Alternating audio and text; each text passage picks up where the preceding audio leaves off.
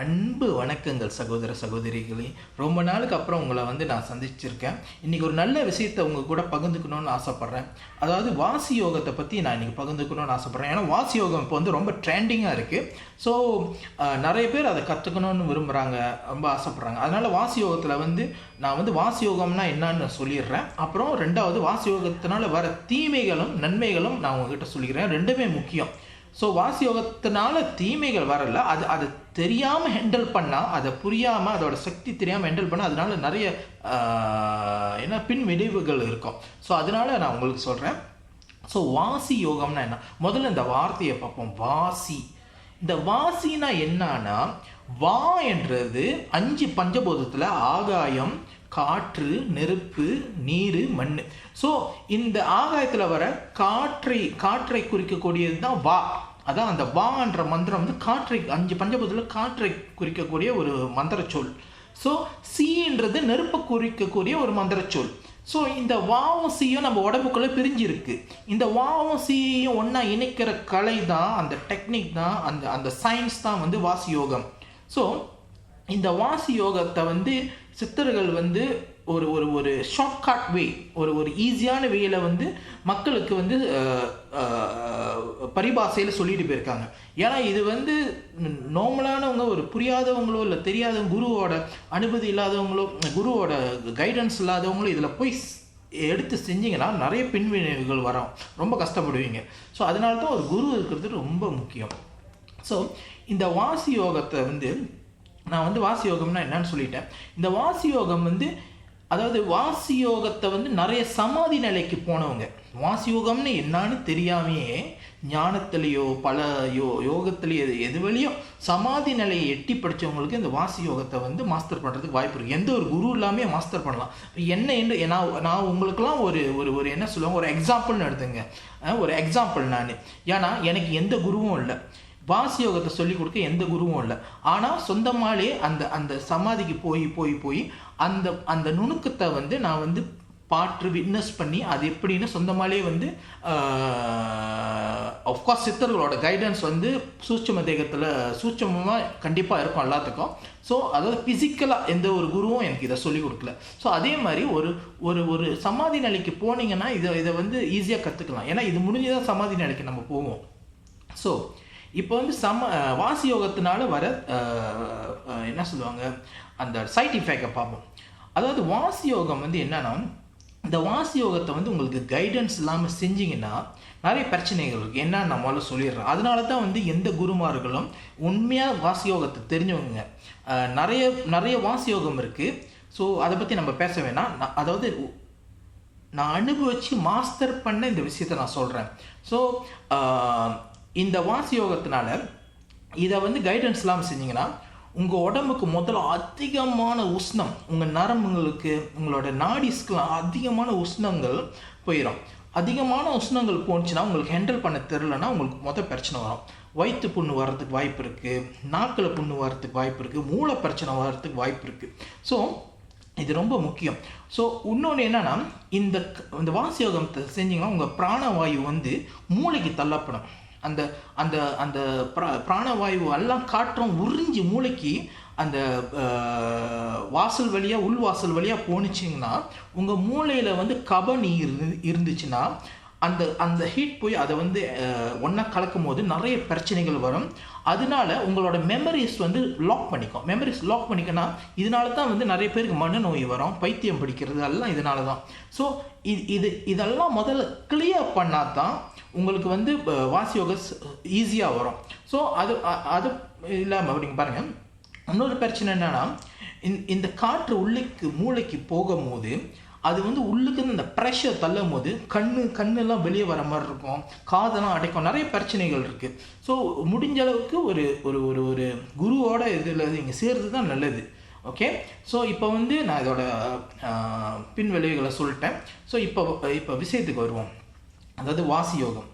Okay, வாசி யோகம் இதை சேர்த்துனா எப்படின்னா, 2 விஷயம் இருக்குது. ஒரு பிகினருக்கு ஒரு பிகினருக்கு சேர விஷயம் எப்படின்னு நான் சொல்கிறேன்.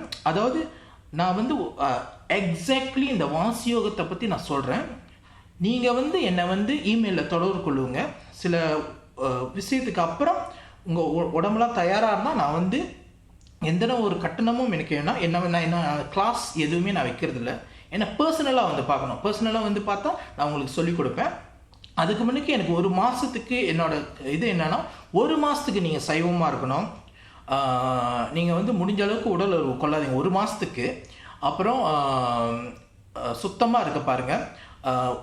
அதாவது ரொம்ப ஸ்பைசியான உரப்பான சாப்பாடுலாம் சாப்பிடாதீங்க ஒரு மாதத்துக்கு. முக்கியமாக வெஜிடேரியனாக இருந்துட்டு அப்புறம் முக்கியமாக இந்த உடம்புல உள்ள அந்த பூத ஆகாசம்னுவாங்க, இதை வந்து சுத்தப்படுத்தணும். நீங்கள் இந்த உடம்புல இருக்கிற அந்த நாடி சுதினுவாங்க, அதை நீங்கள் செய்யணும். அது அந்த ஒரு மாதத்துக்கு கிளீன்சிங் நடந்துச்சுன்னா தான் உங்களுக்கு வந்து ஈஸியாக இருக்கும் அந்த வாசி யோகம் செய்யும் போது. ஓகே, இந்த நாடி சுதிக்கு இந்த முத்ரா பாய்ங்க, இந்த முத்ரா பாய்ங்க. இந்த இந்த இந்த அதாவது இது வந்து இந்த உடலை சுத்தப்படுத்துறதுக்கு இது பார்த்திங்கன்னா இந்த விரல் இந்த முத்திரை பாய்ங்க. இதை பாய்ச்சி நீங்கள் மெடிடேஷன் பண்ணணும் ஒரு மாதம். இதை நீங்கள் வந்தீங்கன்னா நான் நேரடியாகவே சொல்லிக் கொடுப்பேன். ஒரு மாதம் செஞ்சுட்டுக்கு அதுக்கப்புறம் நான் உங்களுக்கு வாசி யோகம் வந்து நான் சொல்லிக் கொடுப்பேன். அதாவது இந்த உடம்பு வந்து முதல்ல சுத்தமாகி உங்கள் மூளையில் உள்ள கபநீரெல்லாம் முதல்ல இறங்கிறதுக்கு முக்கியம். கபநீர் ரொம்ப இறங்கணும். சில பேருக்கு கபநீர் குறைவாக இருக்கும், சில பேருக்கு அதிகமாக இருக்கும். ஸோ கபநீருக்கு நீங்கள் என்ன செய்யலாம்னா கரிசலாங்கண்ணி சாப்பிட்லாம். காலையிலே வந்து நீங்கள் வந்து வெள்ளை கரிசலை இல்லை மஞ்சள் கரிசலை, இது ரெண்டுமே. வெள்ளை கரிசலை இன்னும் பவர் கூட. அது நீங்கள் சாப்பிடும் போது உங்கள் வயிற்றில் வந்து அந்த ஹீட் எனர்ஜியோட பவர் உங்களுக்கு தெரியும்.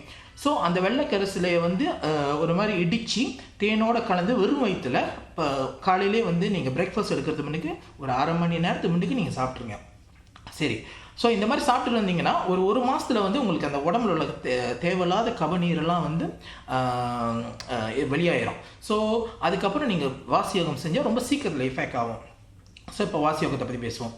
ஓகே, இப்போ வாசி யோகம்ன்ற செய்கிறதுக்கு என்ன வேணும்னா முதல்ல நீங்கள் சின்முத்திரையில் கை இருக்கணும். இந்த சின்முத்திரையோட சயின்ஸை நான் சொல்கிறேன் பாருங்கள். இந்த இதுக்கு முன்னாடி நீங்கள் இந்த இவ்வளோ அழகாக எந்த வீடியோலையும் கேட்டிருக்க மாட்டீங்க. இந்த சின்முத்திரை இது வந்து காற்றை குறுக்கு, இந்த ஆள்கட்டி விரல் வந்து காற்றை குறிக்கிற ஒரு விரல். இது வந்து நெருப்பு, இது ரெண்டையும் சேர்க்கும் போது காற்றும் நெருப்பும் ஒன்றாகும். இப்போ பார்த்தீங்களா, இதிலே வந்து ஒரு சயின்ஸ் வந்துருச்சு. வாசி இதிலே இருக்கு. வாசி இது வந்து வா, இது வந்து சி. ஸோ ரெண்டுமே சேர்க்கும் போது வாசி ஆயிடுச்சு. ஸோ அதனால தான் சின்முத்ரா ரொம்ப முக்கியம். சின்முத்ரா வைக்கிறதுனாலே ஒரு படிக்கு வந்து நீங்கள் வந்துட்டீங்க, வாசிக்கு வந்துட்டீங்க. ஸோ அடுத்தது நீங்கள் வந்து சோஃபாவில் கூட உட்காரலாம், பத்மாசனா போடுறனாலும் போடலாம். நீங்கள் சோஃபாவில் கூட உட்காரலாம், ஒன்றும் பிரச்சனை இல்லை. முக்கியமாக முதுகு தண்டு நேராக இருக்கணும். ஓகே, ஸோ இது முடிச்சுட்டு இதுக்கப்புறம் வந்து இந்த வாசின்றது எப்படி செய்வாங்கன்னா, இந்த மூச்சு காற்றை வந்து உள்ளுக்கு இழுக்கிறது, லேசாக முதல்ல இழுக்கணும். இழுத்துட்டு இந்த அண்ணாக்கு இருக்குல்ல, அண்ணாக்குக்கு உள்ளுக்கு பின்னால் பார்த்தீங்கன்னா 2 ஓட்டை இருக்குது. அந்த ஹோலில் வந்து காற்றை ஏற்றணும். இதுதான் பெரிய விஷயம். அதாவது மூச்சை வந்து மூக்கு வழியாக இழுத்துருவோம். இப்போ அந்த காற்றை ஏற்றணும். அதுக்கு தான் பெரிய ஸ்கில். அது தான் நிறைய பேருக்கு தெரியாது. அந்த காற்றை எப்படி மேலே ஏற்றுறது. ஸோ அந்த காற்றை ஏற்றுறதுக்கு நீங்கள் நேரடியாக என்ன பார்த்தீங்கன்னா நான் வந்து உங்களுக்கு சொல்லிக் கொடுப்பேன். நான் மலேசியாவில் இருக்கேன். ஸோ மலேசியாவில் இருக்கிறவங்க வந்து என்னை பார்த்தீங்கன்னா நான் ஈஸியாக சொல்லிக் கொடுப்பேன். ஸோ வெளியூரில் உள்ளவங்களாம் என்னை வந்து இங்கே பார்க்குறேன்னா என்னை இமெயில் பண்ணுங்கள். நான் வந்து உங்களை இமெயிலுக்கு அப்புறம் நான் வந்து உங்களை பார்க்குறேன்.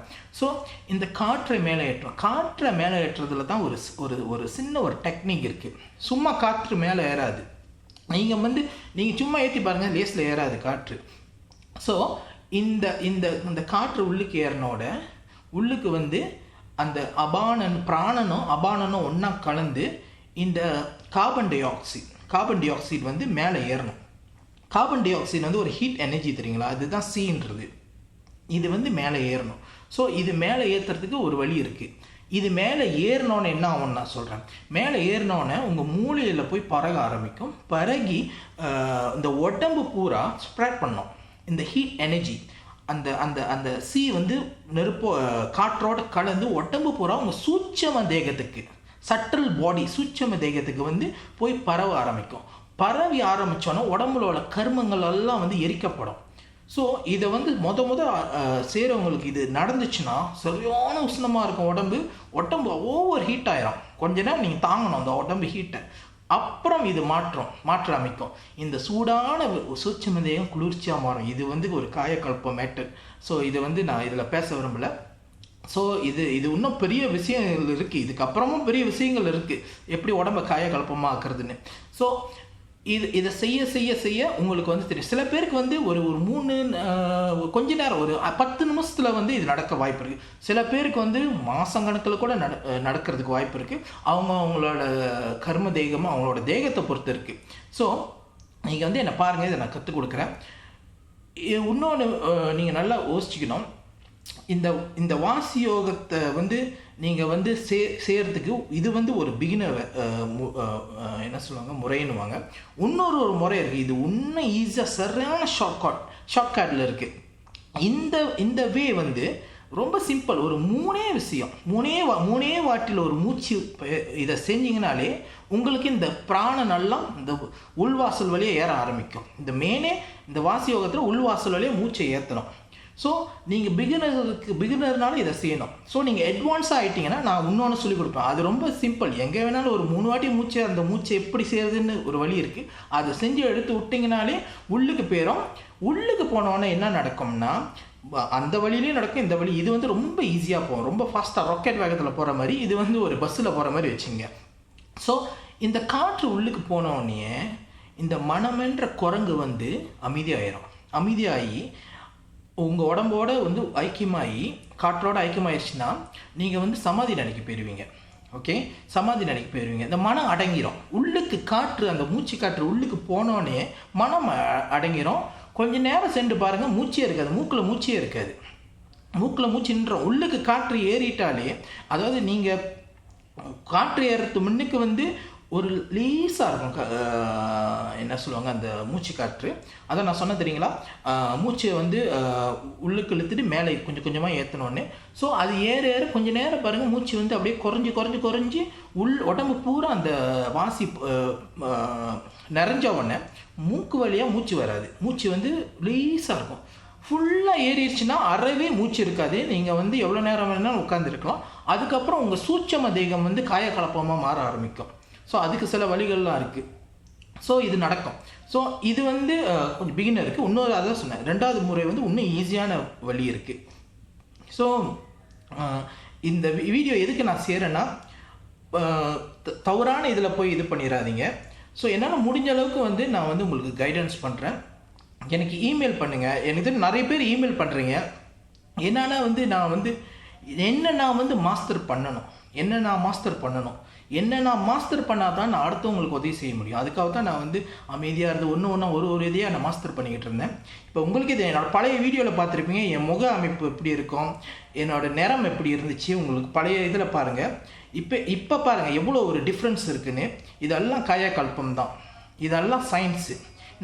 அதாவது இந்த வாசியோகம் வந்து உயிரை மீட்கும். இந்த உயிர்னா என்ன, உயிரை வந்து எப்படி மீட்கிறது? இந்த உயிரை அழிஞ்சிச்சுன்னா ஒரு பேட்டரி வந்து சார்ஜ் ஆகாமல் போகிறது, திருப்பி பேட்டரி எப்படி ஃபுல்லாக சார்ஜ் பண்ணி வச்சுக்கிறது. ஸோ இதெல்லாம் வந்து நிறைய விஷயம் இருக்குது ஒரு நம்ம தெரிஞ்சிக்க வேண்டியது. ஸோ இது வரைக்கும் வந்து என்னை ஃபாலோ பண்ணிட்டுருக்க எல்லாத்துக்கும் நன்றி.